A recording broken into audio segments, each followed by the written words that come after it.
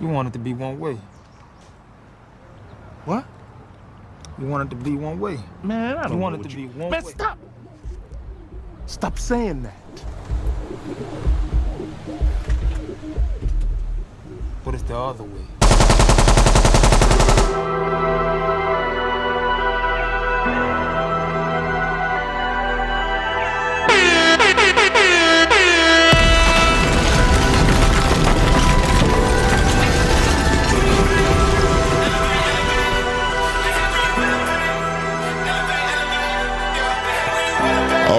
All right.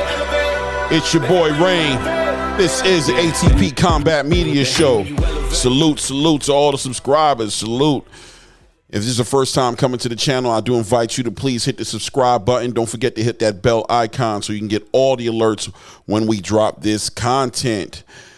Naoya, I hope I said his first name right, Inoue. You guys may know him as Monster Inoue. Just had his bout, if you want to call it this morning or last night, you know what I mean? That's up to you.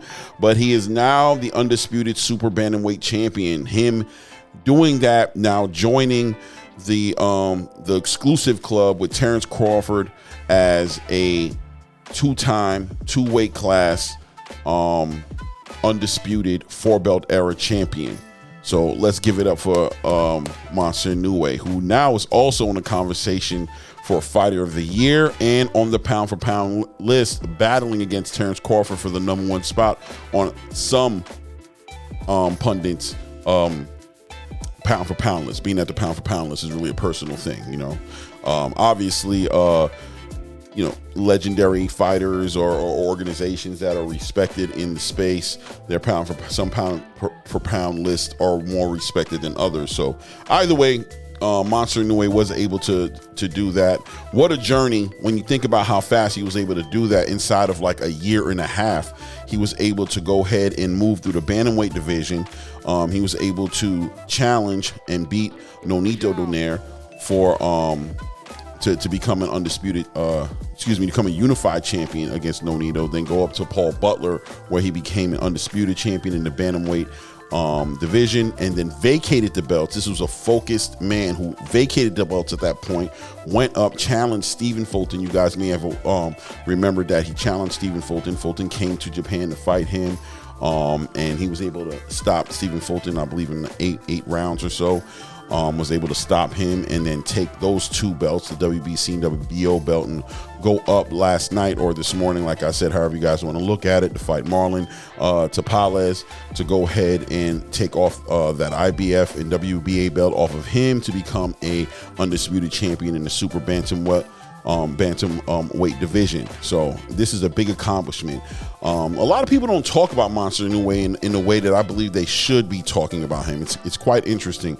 I mean, I think the obvious reason is that he's not fighting in the States. He's over there in Japan, and, you know, out of sight, out of mind, right? You only, you know, you're going to pay more attention to the champions that are stateside if you're a stateside person, or if you're in Europe, you're going to pay more attention to the ones in Europe more than the stateside or the ones in Japan. But regardless, Monster Inoue, talent, generational talent.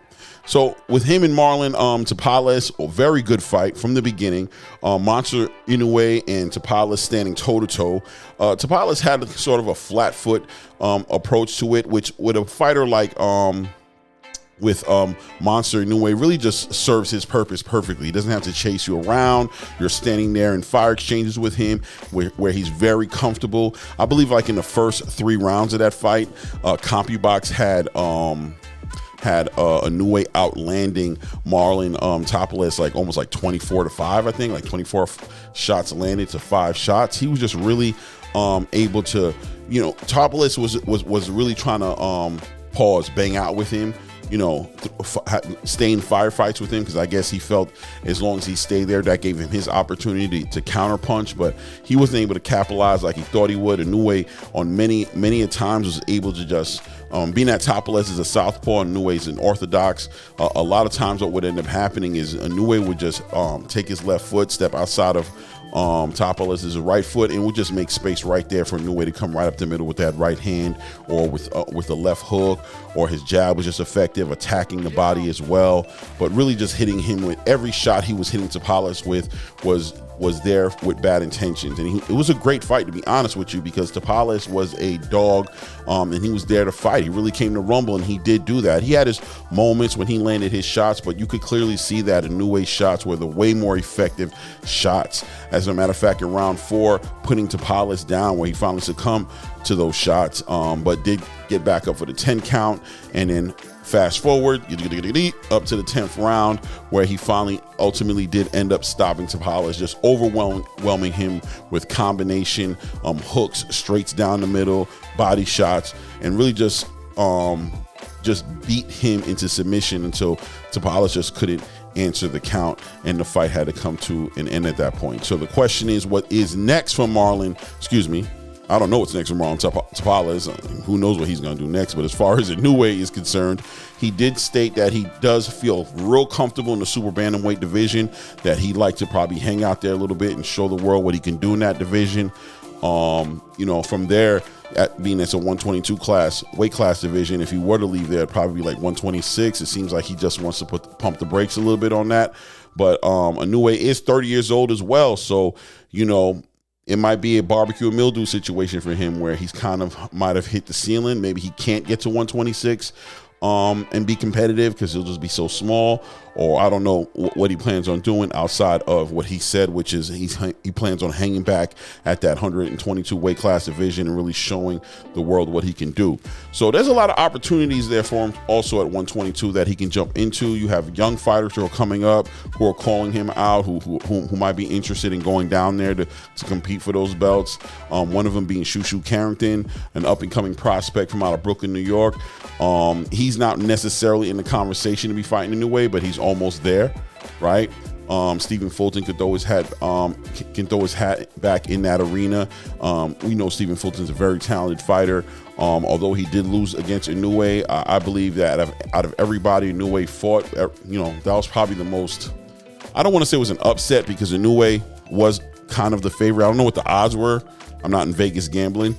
But Stephen Fulton's a generational talent, man, and I could definitely see him in Inoue maybe going at it again. Who knows? But the news will come out. We'll see what he has planned. But what a performance by Monster Inoue. What also, and shout out to Marlin Tapales, because he came to really perform, and he did, man. I love to see fighters like that who are not scared to he was responsible there. Although he was getting hit, he wasn't just there to get hit. He was moving his head. He was hitting Inoue with his own shots. But Inoue's just one of those generational talents. Is just able to, his timing, his speed, his ability to counterpunch and make Tapales pay, and also not get hit and not get hit. Just every box being checked with Monster Inoue. I don't know what boxes aren't checked. He's really just a complete fighter and just dangerous in any aspect of the game, whether you want to take him to 12 rounds and let the judges decide who's going to win, or whether or not you want to sit there and try to outbox him and just have him embarrass you in the ring, or if you want to get into a firefight and then he can stop you. Whichever space that you feel comfortable fighting this guy in, he's comfortable with sitting in that space. So congratulations again to Monster Inoue. He is now in the club with Terrence Crawford as a 2 weight class undisputed champion. Only 2 guys who've done it, 3 fighters who've done it: CLARESSA Shields, Terrence Crawford, and now Marlin Tapales. It's your boy Claymore Rain. Please like, comment, subscribe. Let me know what you think. What do you think the next fight for Inoue could be at this point? He's hanging back at the super bantamweight, and he wants to defend his belts. That's another thing that you have to acknowledge him for, because even Terrence isn't defending his belts. He didn't defend his belts at 140. This guy wants to hang back at that super bantamweight division and defend those titles. He's really just letting the world know that he's here, that he's arrived, and that he can be the best pound for pound boxer in the world. If you want to be fair about it, a lot of people have already put him there. But on that note, it's your boy Claymore Rain. This is the ATP Combat Media Show. Please like, comment, subscribe. Remember to hit that bell icon so you can get all the alerts on the content when it comes out. And until the next episode, we out.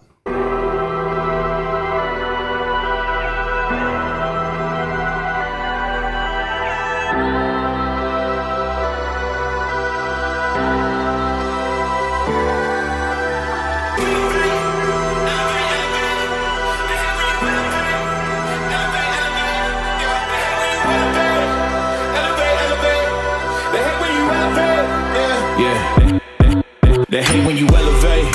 You're stacking up losses, I'm handing them out, yeah, I had to go delegate. It feel like I'm floating, I'm lost in the moment, I swear I could levitate. They never believe